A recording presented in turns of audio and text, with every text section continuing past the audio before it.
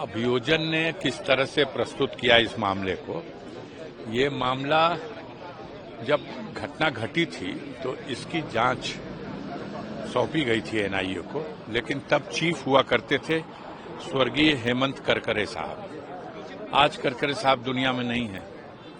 उन्होंने सच्चाई को नकाब हटा दिया था और सच्चाई को सामने ला दिया था। अब अदालत का जो फैसला है उस पर क्या टिप्पणी कर सकता है आदमी कोई, लेकिन पूरे देश में लोगों को अफसोस हुआ कि जो आधार लिए गए, बहरहाल ये ऑब्जर्वेशन न्यायपालिका का है और इस पे बहुत कुछ कहा नहीं जा सकता, लेकिन अफसोस हुआ कि ऐसी घटना जिसका पूरी तरह पर्दाफाश हुआ, कहीं न कहीं अभियोजन की मिलीभगत का परिणाम है ये। और एक तरफ वहीं महाराष्ट्र में अच्छी तरह से अभियोजन अपना पक्ष प्रस्तुत किया उस बम ब्लास्ट कांड में और तमाम आरोपियों को फांसी से लेकर आजीवन कारावास के फंदे तक पहुंचाया।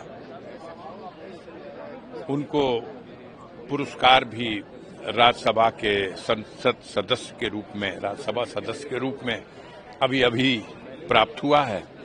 और वहीं महाराष्ट्र में अफसोसनाक है।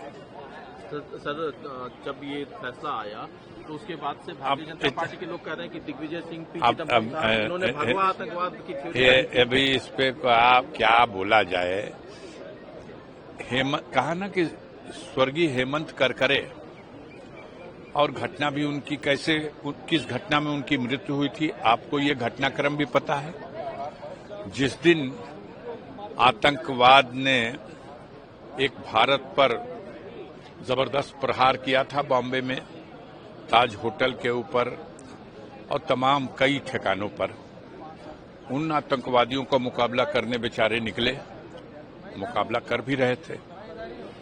तमाम लोग चर्चा करते हैं कि उन जिन हालात में उनकी मौत हुई उसको लोग एक सुनियोजित हत्या मानते हैं, इस केस को ही दबाने के लिए और इसके सच को छुपाने के लिए।